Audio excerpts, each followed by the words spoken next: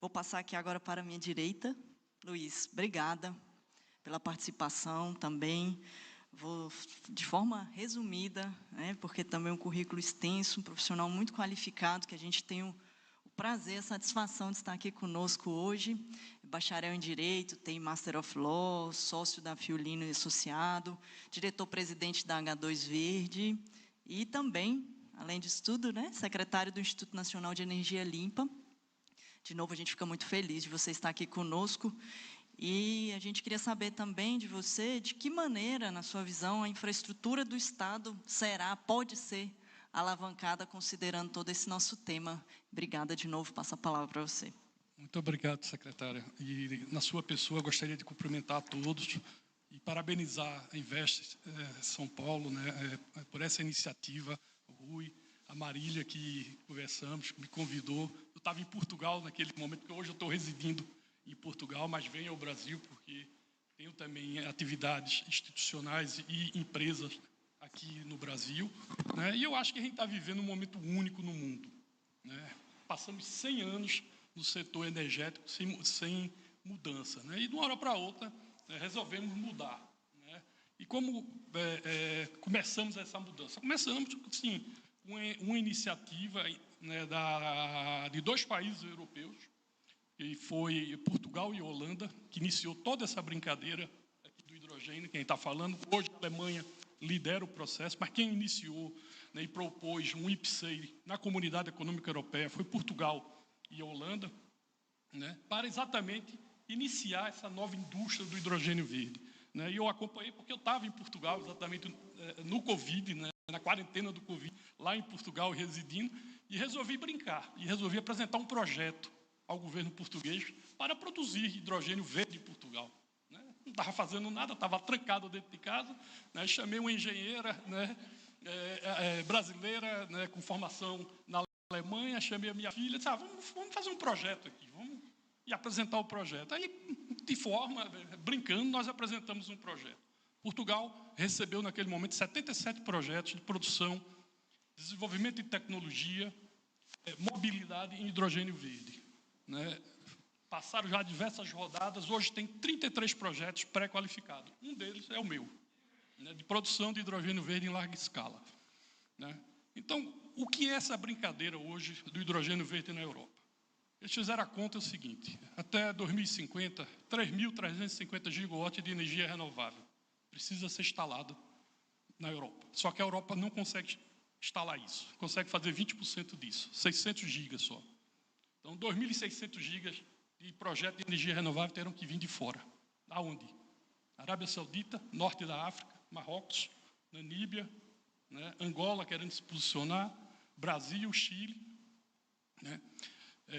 Aqui já foi falado pelo doutor Barroso, que os Estados Unidos vem depois, no momento seguinte, dentro do IRA, dentro do programa de combate à inflação, vai lá e coloca um mecanismo de incentivo a essa indústria do hidrogênio.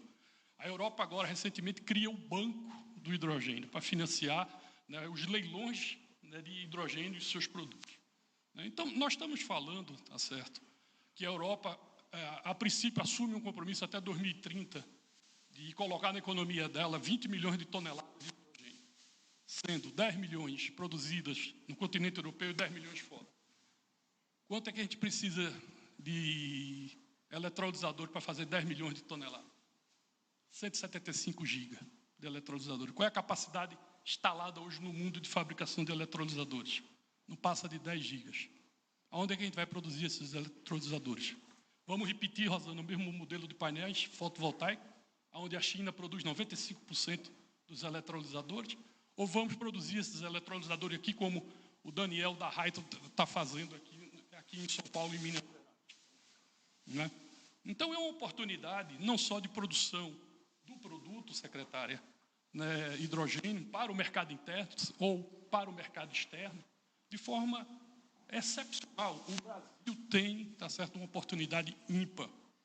Eu estou enfrentando dificuldades enormes em Portugal para conseguir terra, para poder fazer uma geração solar eólica, de conseguir infraestrutura de transmissão, a EPE, exatamente tem que agora ver o modelo, né, do que está sendo demandado para atender os hubs de hidrogênio, não só para atender a geração da renovável, mas sim também atender a demanda do hub de hidrogênio. Porque quando a gente fala, o PECEM está com um projeto de hub com 30 e tantos MOU de empresas que querem ir para lá. Tá.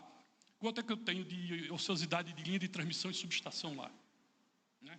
Então, vemos agora o caso aqui de São Paulo. São Paulo tem um potencial já bastante falado, né, de produção do hidrogênio pela rota da biomassa, do etanol, do resíduo, mas tem também pela eletrólise.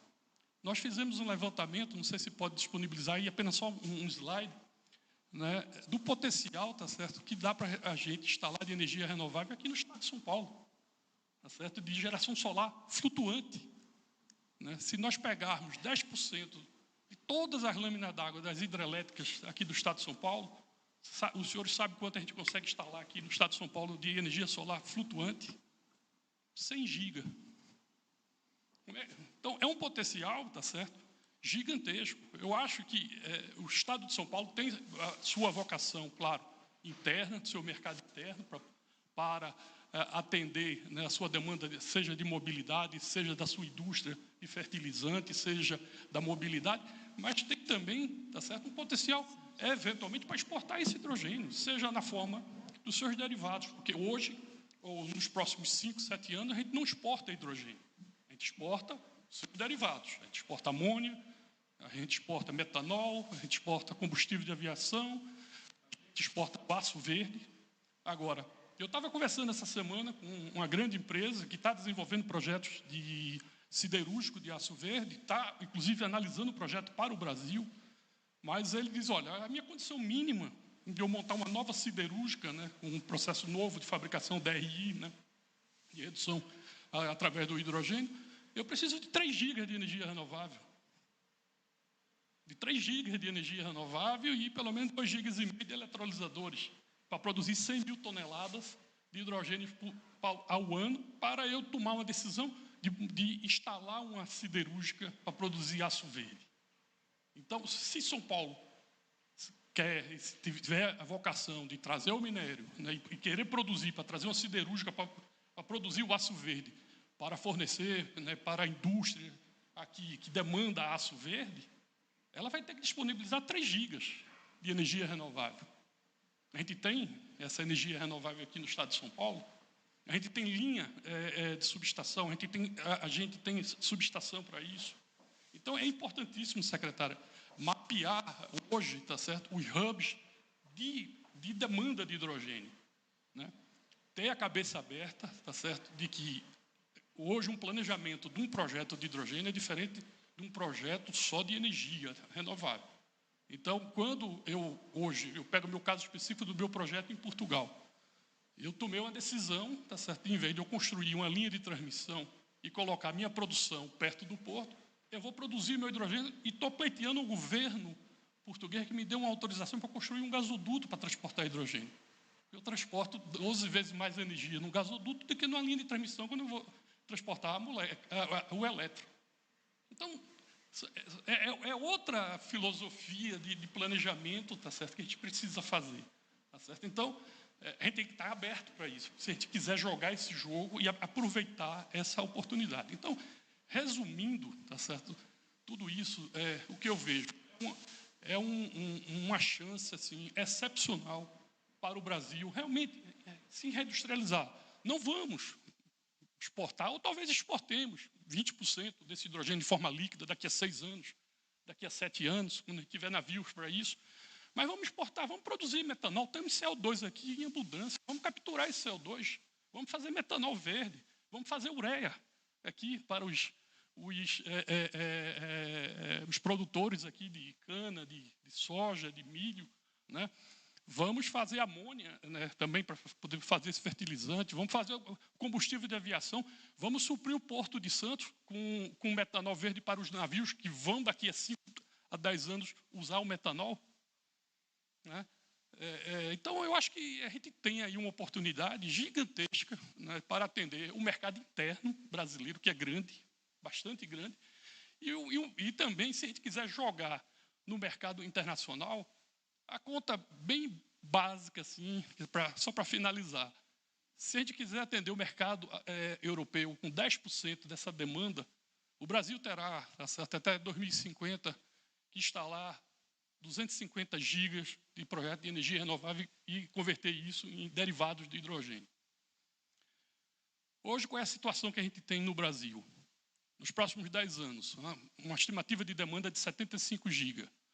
Projetos outorgados, 220 gigas. A gente tem uma sobra de 145 gigas. O que é que nós vamos fazer com esses 145 gigas que estão aí para ser construídos no país? Não tem mercado interno. Essa eletricidade aí toda. Vamos fazer o quê? Vamos converter isso em hidrogênio, em amônia, em metanol, em SAF, em aço verde. Tá? Então, é aquela coisa. Eu acho, para finalizar, né, eu gosto sempre de usar uma frase. Né? A idade da pedra não acabou por falta de pedra. Acabou porque as pessoas inventaram forma diferente de fazer as coisas. Tá certo? Então, o petróleo vai continuar a existir. Né? Mas só que o mundo resolveu fazer as coisas de forma diferente. Tá? Então, eu acho que é uma oportunidade ímpar para a academia, para o setor privado.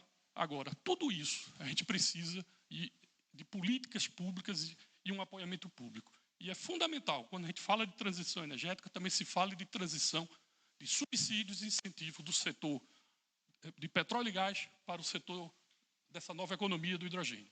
Em 2021, o Brasil concedeu ao setor de óleo e gás 118 bilhões em incentivos e subsídio.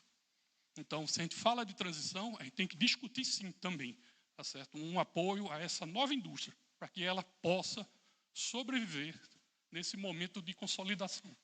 Muito obrigado.